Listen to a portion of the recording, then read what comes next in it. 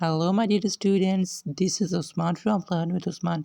Students, हमने last class में biology start किया था। फर्स्ट ईयर का चैप्टर नंबर 1 हम पढ़ रहे थे और लास्ट टाइम हमने इंट्रोडक्शन कंप्लीट किया था। आज इस सेशन में हम पढ़ रहे हैं chemical composition of cell. Students, आप सोच रहे होंगे कि हम तो बायोमॉलिक्यूल्स पढ़ रहे थे ना, तो आप ये क्यों आ गया बीच में topic chemical composition of cell? ये इसलिए, इसका एक तो रीज़न है क्योंकि उसके बाद हमारी बुक में ये वाला टॉपिक गिवन है, और दूसरा रीज़न ये है कि ये जो बायोमॉलिक्यूल्स होते हैं वो असल में सेल में ही होते हैं। तो यही रीज़न है कि हम केमिकल कंपोजिशन ऑफ सेल को पढ़ रहे हैं। इसका यही एक इम्पोर्टेंस है। ओके, तो हम आज का सेशन स्टार्ट करते हैं। All living organisms are structurally composed of cells. हम ये लास्ट सेशन में भी पढ़ चुके हैं कि जो भी ऑर्गेनिजम्स हैं, जो भी प्लांट्स एनिमल्स, बर्ड्स जो भी हैं, वो सब से किससे बने हुए होते हैं? सेल से बने हुए होते हैं। लेकिन हमने ये भी देखा था, हमने सबसे पहले लास्ट सेशन में क्या देखा था? 1 सेकेंड। ओके, हम लास्ट सेशन में क्या देखा था? जो लिविंग ऑर्गेनिज्म होते हैं किससे बने हुए होते हैं? टिश्यूज़ से बने हुए होते हैं। और टिश्यू किससे बने हुए होते हैं? सेल से बने हुए होते हैं। सेल किससे बने हुए हैं? मॉलिक्यूल से बने हुए हैं। मॉलिक्यूल्स किससे बने हुए हैं? एटम से बने हुए हैं। Students, don't be confused. अगर आप इस टॉपिक में कन्फ्यूज़ हैं, अगर आपने मेरे पहले वीडियो नहीं देखा है तो वो उससे देखना बहुत लाजमी है। मैं उसका लिंक डिस्क्रिप्शन में दे दूँगा, आप वहाँ से वॉच कर सकते हैं। अब आप ये सोच रहे होंगे कि लिविंग ऑर्गेनिजम्स किससे बने हुए हैं? टिश्यू से बने हुए हैं। तो हम वो सेल क्यों कहते हैं? इसलिए because cell is the basic unit of life. Life atom से नहीं बनी हुई है, बिकॉज लाइफ लिविंग होता है। एटम क्या होता है?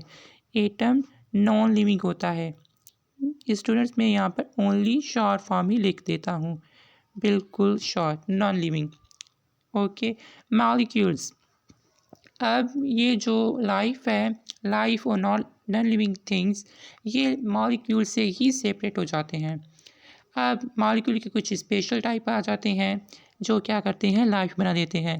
लेकिन कुछ स्पेशल टाइप नहीं होते हैं, वो आप कह सकते हैं वो भी स्पेशल होते हैं मगर लाइफ के लिए स्पेशल नहीं होते हैं। तो वो क्या बना देते हैं? नॉन लिविंग थिंग्स बना देते हैं। अब मॉलिक्यूल्स के बाद एक स्टेज आ जाता है सेल्स का। अब जब सेल ही बन गया है तो हम आसानी से कह सकते हैं कि लाइफ भी बन चुकी है। अब सेल बना के क्या बनाएंगे? टिश्यूज़ बनाएंगे। टिश्यूज़ फिर organ system and so on, ऐसे बनते ही जाएंगे। क्लियर हुआ? अगर क्लियर नहीं हुआ, अगर आपका स्टिल कोई कन्फ्यूजन है, so you can ask me on the comments below, I will give you answer. Okay, the cells contain protoplasm. Cell में प्रोटोप्लाज्म होता है। Chemically protoplasm contains 70 to 90% water. Chemically जो ये होता है प्रोटोप्लाज्म, वो वाटर ही कंटेन करता है। स्टूडेंट्स, आपने एक ये तो कॉमनली सुना ही होगा, जो लाइफ है, लाइफ वाटर से ही बनी हुई है। वो हम क्यों कहते हैं लाइफ बनी हुई है वाटर से? लाइफ बनी हुई है वाटर से, ये आपने काफ़ी बार और हर किसी से सुना ही होगा, लाइफ बनी हुई है वाटर से। हम वाटर से क्यों कहते हैं? बिकॉज ये जो सेल होता है हमारे पास, सेल वो कंटेन करता है वाटर। ओके, आपको यहाँ पर दिखाई नहीं देगा, मैं यहाँ पर कर देता हूँ। क्या? H2O। क्या क्या कंटेन करता है? H2O कंटेन करता है। इसलिए तो हम कहते हैं कि लाइफ वाटर से ही बनी हुई है। क्यों कहते हैं? क्योंकि सेल वाटर से बना हुआ है। If the water is evaporated from the cell, अब जो फॉर एग्जांपल मैं यहाँ पर लिख देता हूँ।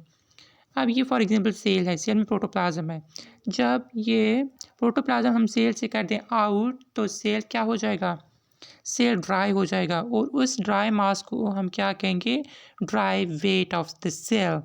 फॉर एग्जांपल, आप समझाने के लिए मैं यहाँ पर आपको क्लियर करवा देता हूँ ये बात। फॉर एग्जांपल, ये क्या है? हमारे पास सेल है। इस सेल में क्या है? वाटर है, H2O। ओके, अब इस H2O को हम क्या करते हैं? आउट कर दिया हमने, तो सेल क्या बनेगा? सेल तो क्या हो जाएगा, सेल एकदम से श्रिंक हो जाएगा और क्या हो जाएगा, ड्राई हो जाएगा। ये ड्राई हो गया तो इससे हम क्या कहेंगे, dry weight of the cell. अब ये जो dry weight of the cell है उसमें कुछ दूसरे भी मॉलिक्यूल्स होते हैं। Dry weight of the cell consists of many carbon containing long chain molecules called biomolecules। मैंने आपको पहले भी बताया है कि सेल में भी कुछ स्पेशल लाइफ होती हैं। Non living and living things molecule वाले स्टेज से ही सेपरेट हो जाते हैं। ये जो होते हैं सेल के लिए कुछ स्पेशल टाइप के मॉलिक्यूल्स होते हैं जिसे हम क्या कहते हैं, बायोमॉलिक्यूल्स कहते हैं। बायोमॉलिक्यूल्स मैं रिपीट करवा देता हूँ, हम पहले से वाली क्लास में पढ़ चुके हैं। क्यों कौन कौन से होते हैं, carbohydrates, lipids, proteins, nucleic acids, लेकिन और भी होते हैं। ये जो मिलते हैं तो कुछ और भी मॉलिक्यूल्स बन जाते हैं जिसे हम कहेंगे कॉन्जुगेटेड मॉलिक्यूल्स। हम बहुत इन्हें डिटेल में पढ़ेंगे, डोंट बी कन्फ्यूज्ड स्टूडेंट्स। लेकिन हम पहले वाली क्लास में इन्हें हम कुछ और ही नाम हमने दिया था। वो नाम थे, एक तो था केमिकल्स और दूसरे थे biochemicals. But chemicals, biochemicals and biomolecules, 3 are the same things. Okay, अब बायोमॉलिक्यूल्स यहाँ तक हो गया। अब biomolecules are the type of organic molecules. Biomolecules क्या होते हैं, ऑर्गेनिक मॉलिक्यूल्स हैं। अब ऑर्गेनिक मॉलिक्यूल क्या है मैं आपको यहाँ पर नहीं बता रहा, इसके लिए मैं एक शॉर्ट बना दूँगा तो आप उससे वहाँ से वॉच कर सकते हैं। इसके लिए आपको मेरे चैनल को करना पड़ेगा सब्सक्राइब, ताकि आप मेरी आने वाली वीडियोस आपके पास बहुत जल्द पहुँच जाएँ। That are produced by living organisms. ये जो ऑर्गेनिक मॉलिक्यूल्स होते हैं ये मेनली और लिविंग ऑर्गेनिज्म में ही प्रोड्यूस होते हैं, मगर ये ज़रूरी नहीं है। Biomolecules mainly contain 6 atoms, you have to remember them. ये जो बायोमॉलिक्यूल्स होते हैं 6 एलिमेंट्स ही मेनली कंटेन करते हैं। वो कौन कौन से हैं, C for carbon, H for hydrogen, O for oxygen, N for nitrogen, P for phosphorus and S for sulphur. ये जो 6 मॉलिक्यूल्स हैं, मॉलिक्यूल्स नहीं बल्कि एलिमेंट्स, ये मेनली कंटेन करते हैं बायोमॉलिक्यूल्स। हम बहुत डिटेल में पढ़ेंगे। They form approximately 98% of the biomolecules. देखिए ये जो बायोमॉलिक्यूल्स के 98% ऑफ क्या बनाते हैं, बायोमॉलिक्यूल्स बनाते हैं। लेकिन बचा है 2%, तो 2% हमारे पास क्या होगा, 2% हमारे पास क्या होगा, ये आपका असाइनमेंट है, आप मुझे कमेंट सेक्शन में लिखकर बता दीजिएगा। Thanks for watching. अगर आपने अभी तक मेरे चैनल को सब्सक्राइब नहीं किया तो प्लीज़ जल्दी कर दीजिए। थैंक्स।